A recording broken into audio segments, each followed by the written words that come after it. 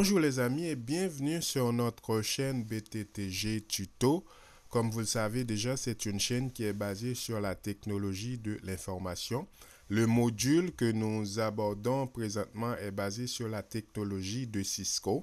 Nous en avons déjà présenté une première vidéo qui parle de Access List Standard et nous avons également présenté un lab qui montre comment configurer Access List Standard.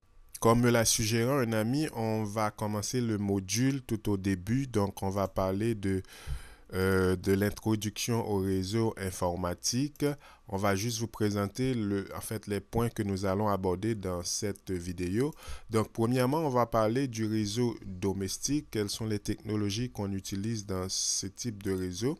Et on va également faire une brève introduction sur les réseaux d'entreprise.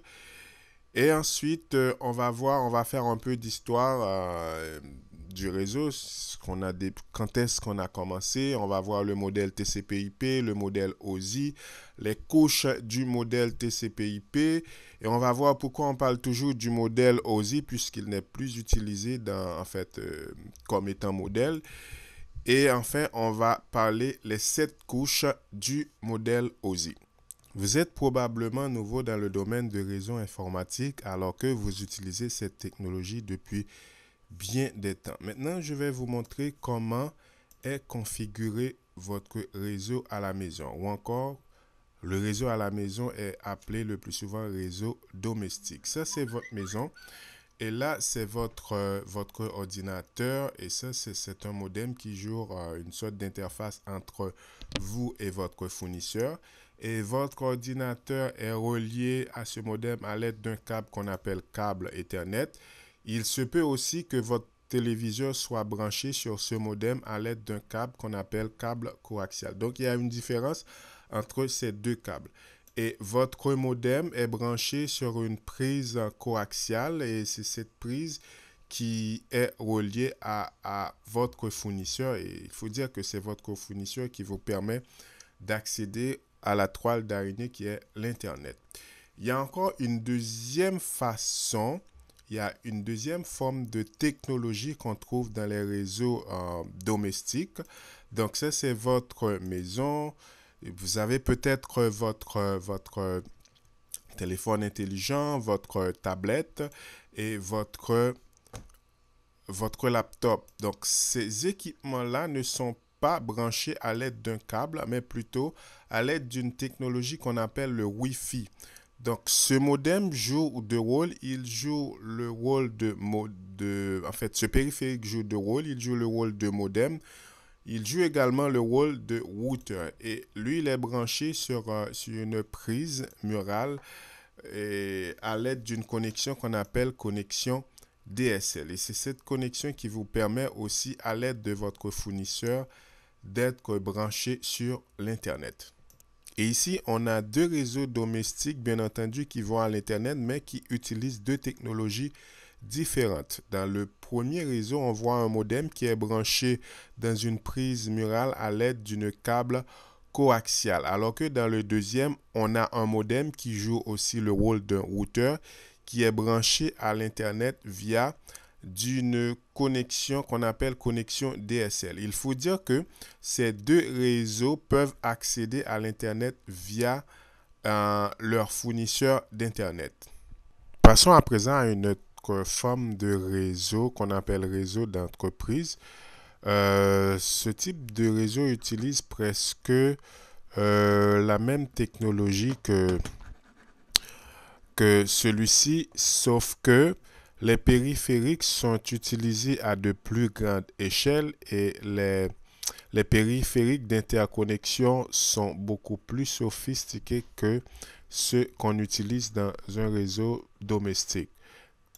On va passer directement à notre prochain slide pour expliquer un peu plus clair le réseau d'entreprise. Ici, c'est l'entreprise qui peut avoir 2, 3, 4 jusqu'à des milliers d'utilisateurs et par la même occasion 2, 3, 4 jusqu'à des milliers d'ordinateurs, sans oublier des serveurs qui vont sauvegarder les informations de cette entreprise. Le tout est branché à l'aide des câble Ethernet sur un ou plusieurs switches. On peut avoir plusieurs switches dépendamment de l'importance du nombre de périphériques qui se trouvent dans cette entreprise. Et ces switches aussi sont connectés sur un ou plusieurs routeurs. Donc, le nombre de routeurs va dépendre de l'étendue géographique de cette entreprise. Ça se peut que des routeurs jouent le rôle d'interface entre cette entreprise et d'autres annexes. Et d'autres routeurs peuvent jouer aussi le rôle d'interface entre cette entreprise et l'Internet. On peut avoir aussi dans un réseau d'entreprises d'autres formes de connexion. Ici, nous avons dit que ces périphériques sont branchés à l'aide des câbles Ethernet. Ils sont branchés dans un routeur, en fait dans un switch, puis dans un routeur, dans des routeurs, etc. Dans un réseau entreprise, on peut avoir, tout comme dans un réseau domestique, des téléphones voice over IP, des tablettes, iPad, des milliers de smartphones, téléphones intelligents, sans mettre de côté un grand nombre de laptops qui sont branchés. Surtout de nos jours, la technologie Wi-Fi, c'est ce qui est beaucoup plus utilisé parce que ça, à cause de sa mobilité qui nous permet de se déplacer d'un bureau à un autre dans une zone géographique beaucoup plus éloignée. Donc, ça va dépendre aussi de l'étendue de ce Wi-Fi. Donc, comme vous le voyez ici, ces équipements sont branchés à l'aide de la technologie Wi-Fi et ce routeur qui joue le rôle de Wi-Fi est branché. Peut-être, ça peut être plusieurs. Il peut y avoir des extenders. Donc, ce n'est pas notre cas dans cette vidéo, mais très prochainement, on va vous expliquer un peu sur la technologie de Wi-Fi. Donc, ce routeur est branché via d'un ou plusieurs câbles sur un ou plusieurs routeurs, comme nous l'avons dit précédemment. Ces routeurs peuvent jouer plusieurs rôles, d'autres peuvent jouer le rôle d'interface avec d'autres annexes, d'autres succursales sur une étendue beaucoup plus vaste ou sur une étendue géographique beaucoup plus large. Et d'autres routeurs peuvent jouer le rôle d'interface entre les équipements de l'entreprise et l'Internet. Voyons à présent comment cette merveilleuse technologie a pris naissance, une technologie de réseau qui nous permet en une fraction de seconde de partager un grand nombre de quantités d'informations en un seul clic, des informations qui peuvent être partagées d'un pays à un autre, d'un continent à un autre, et peut-être même un volume d'informations qui peuvent être en un clin d'œil à partager en fait sur la planète entière. On va juste vous expliquer ça en faisant juste un peu d'histoire. Avant 1970, les protocoles de réseau, les protocoles standards de réseau n'existaient pas encore, y compris le protocole TCP/IP. Donc, les fournisseurs à l'époque étaient obligés de créer leur propre système afin de permettre avec facilité une interconnexion avec leurs différents équipements. C'est ainsi en 1974, IBM a publié son modèle de réseau connu sous le nom de SAN, System Architecture Networking, et d'autres fournisseurs par la même occasion, toujours dans le but de faciliter l'interconnexion entre leurs propres équipements, ils ont aussi créé leur propre système. À cette époque-là, les réseaux, on les appelle réseaux, en fait, modèles de réseau propriétaires. Comme conséquence, incompatibilité sur toute la ligne. Par exemple, si j'achète un ordinateur de marque IBM, une carte de réseau de MacDeck et une imprimante d'un autre fabricant, donc il ne pourrait y avoir de partage d'informations, de compatibilité entre ces trois équipements. Afin de résoudre ce problème, il fallait que je créer un réseau typiquement IBM, un réseau typiquement DEC, un réseau typiquement d'un autre fabricant. Et ces trois réseaux ne peuvent en aucun cas partager d'informations. Donc, c'était incompatibilité sur toute la ligne. Maintenant, c'est comment résoudre ce problème. Toujours dans la même année, au cours des années 70, une organisation connue sous le nom de OSI s'est donné l'objectif de résoudre ce problème d'incompatibilité. Son principal objectif était de permettre que tous les ordinateurs à l'échelle planétaire de partager des informations sans aucun problème. Ce qui revient à dire IBM, sans aucun problème, peut partager avec DEC et avec autres fabricants. Quelques années plus tard, plus précisément vers tout au début des années 90, une nouvelle découverte a pris naissance aux États-Unis par le DoD, Department of Defense. Cette organisation a donné naissance à une suite de protocoles qu'on appelle protocole de TCP/IP. Donc, ce modèle qui comprend une suite de protocoles permet aux différents réseaux propriétaires de se communiquer sans les moindres problèmes, moyennant qu'ils intègrent dans leur système le modèle TCP/IP.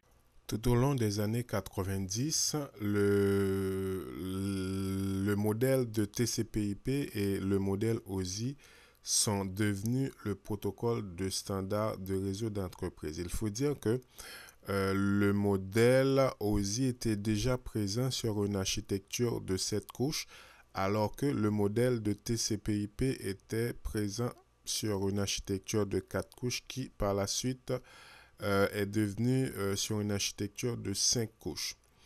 Cependant, à la fin de cette même année, l'année 90, le modèle TCP/IP est adopté comme choix numéro 1 par rapport au modèle OSI. Voyons à présent les 5 couches du modèle TCP/IP. On a premièrement la couche application,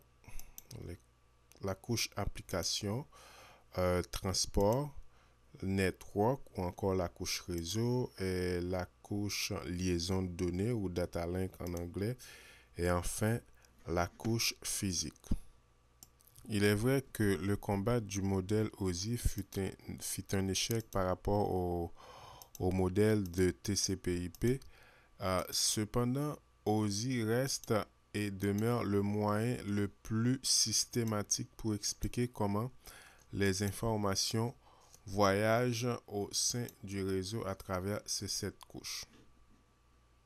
Voyons à présent les 7 couches du modèle OSI. On va partir de la 7e couche jusqu'à la première. On a la couche application, la couche présentation, la couche session, transport, réseau ou encore network, liaison de données ou data link et enfin la couche physique. On a aussi une procédé mnémotechnique en vous permettant de mémoriser ces 7 couches. Il s'agit d'une petite phrase.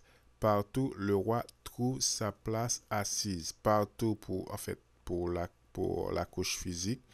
Le roi, L pour liaison de données. WA pour R pour réseau et trouve T pour transport.